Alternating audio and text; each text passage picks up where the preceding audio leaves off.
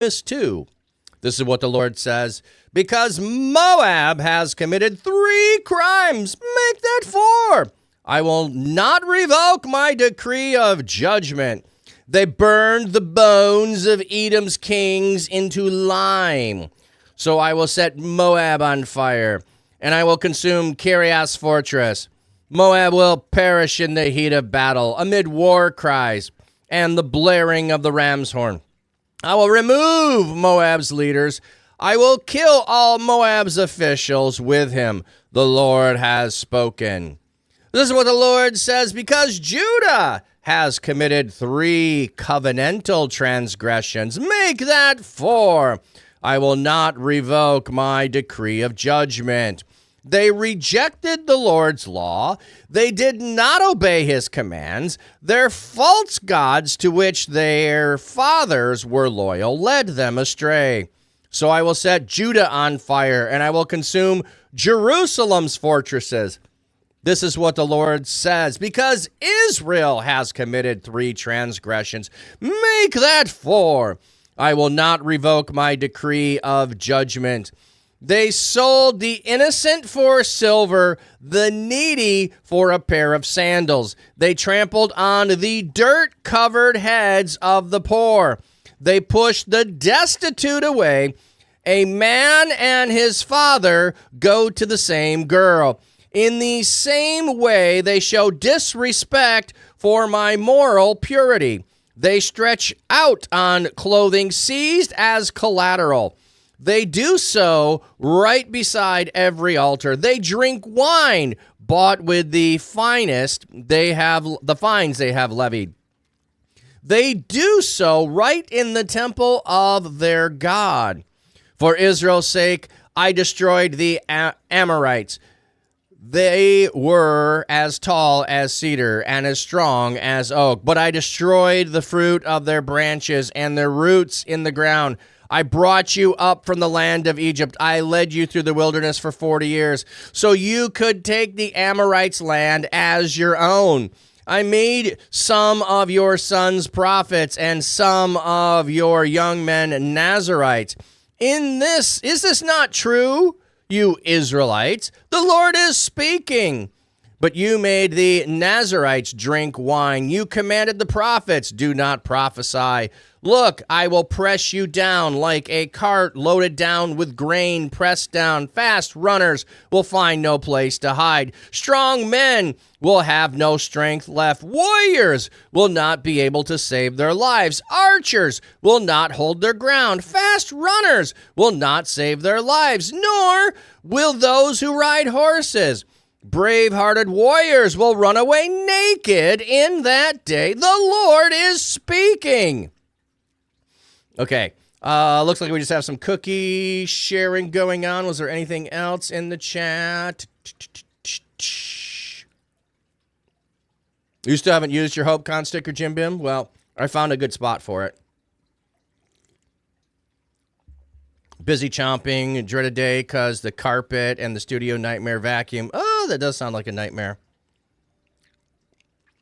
You were just down to 2 tea bags. Oh, no. Okay.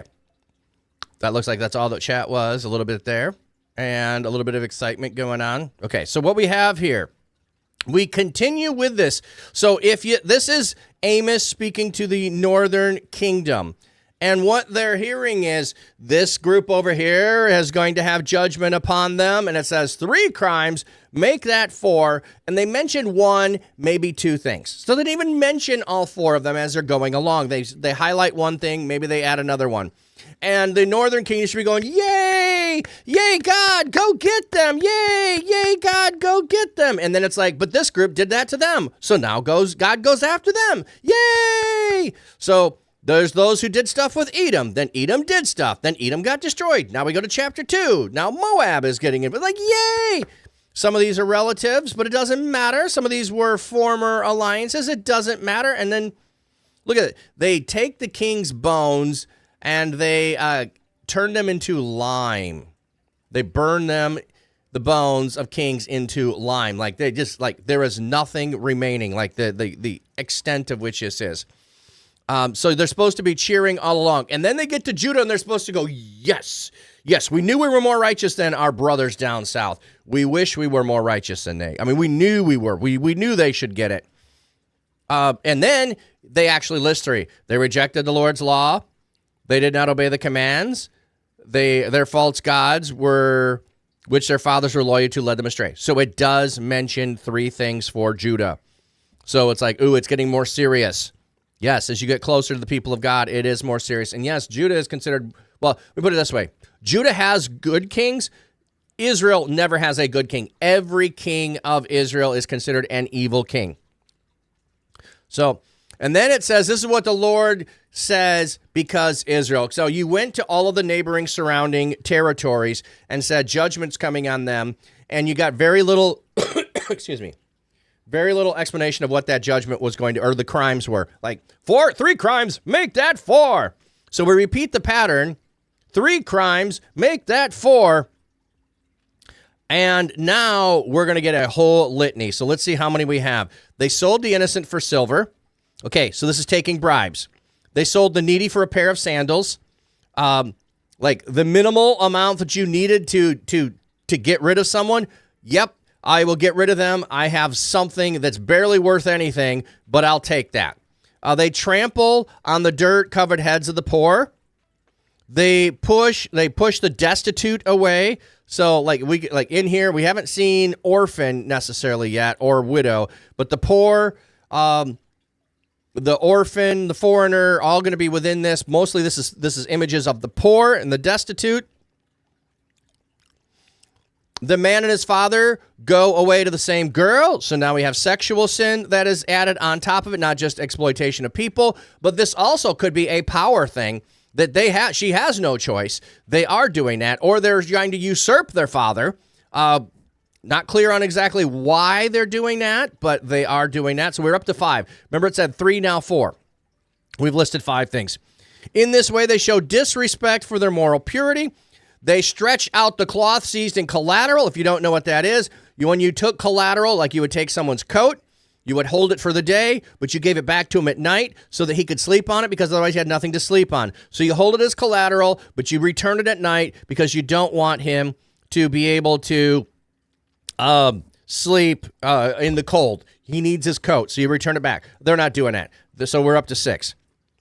And they do so right beside the altar. So, like, you're right by the altar doing it. They drank wine bought with fines they have levied. So they levy fines and then use it to drink wine. They buy wine with the fines. Like, they're enriching themselves. So we're up to 7. They do so right inside the temple of God. So, of their God. Okay, beside the altar, the temple of their God. Let me just look on that. Or the gods, the Hebrew term Elohim, maybe translated their gods or their God. Not sure which they're referring to, but since they worship multiple pagan gods and not the true God, it would seem that it would be their gods or their God. It could be either way, but it's not God himself. So we're up to 7. For Israel's sake, I destroyed the Amorites. Okay, so we got to 7 sins. So even though we were using this pattern of 3 yet 4, when we got to Israel, there were actually 7 things that were listed against it. Now we're going to recount what God has done. I destroyed the Amorites. They were much stronger than you were. They were a powerful nation. You are not. But I destroyed the fruit of their branches. I went down to the roots. I brought you out of the land of Egypt. So the Amorites I destroyed. Brought you out of Egypt. Led you to the land of the wilderness for 40 years so you could take the land of the Amorites. I made some of your sons prophets. I made some of your young men Nazarites. Oh, you're pushing the pizza over. I didn't see what that was, but I saw you got the kiwi. Italian sausage. Ooh, that sounds good. Okay, so they take Nazarites. He makes Nazarites. He makes prophets. And the Lord is speaking. You made the Nazarites drink wine. You made people violate what God's given call for them was. So the Nazarites you make drink wine, the prophets you say don't prophesy. So I gave you 2 different groups of people, the examples to live in following me and those to pronounce over you, and you did not do. So we go on 7, we go on to 9 with those 2. Look, I will press you down like a cart loaded down with grain presses down, I'm coming against you. And then he's giving you think you're fast, you can't escape. You think you're strong, you can't escape. You think you're warriors, you can save your life. You think you're an archer, you can hold on. Like he's just giving the terror of warriors, the brave-hearted warriors will run away naked. That naked is going to be a reference for in shame. They're going to run away in shame. And then, hey, the Lord is speaking, I'm not done. I'm not done. That's where he ends Amos 2. So we have let's go around to everybody around, and you're going to cheer, and you're going to say, yes, go get them, and then we're going to turn against you. Omega, this feels like they're being disrespectful in God's getting yard, almost like the stands of the temple that Jesus got furious over. Yeah, God's front yard, yes. Now, like I said, the northern kingdom is never loyal to God. When the northern kingdom splits away, they're never loyal to God. There is no good king. It does not mean that there are not people that are there, but I can't remember if it's Rehoboam or Jeroboam. Jeroboam, because this is how my brain remembers things. Alphabetical. And this works most of the time, almost all the time. Alphabetically, north to south works if you're trying to figure out between two people. So J comes before R, so J is in the northern kingdom. R should be in the southern kingdom. So Jeroboam is in the north. He has given the kingdom, but then he sets up the two altars with the calves, and they serve other gods, and there is never an because he was worried that if they went down to Jerusalem to worship the true God, that they would turn against him, and that they would side with Jerusalem in the southern kingdom.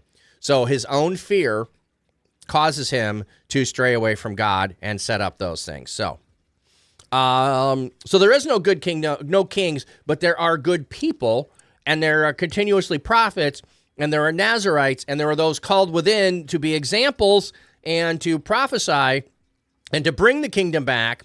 But as far as the rulership and the majority of the people, they are not. There could be a remnant, and that is it. Lasagna. We don't have that command here. No, we don't. But that might be an interesting one. Put dog biscuits in the cheesecake and gives it back. Dog biscuits? Wow.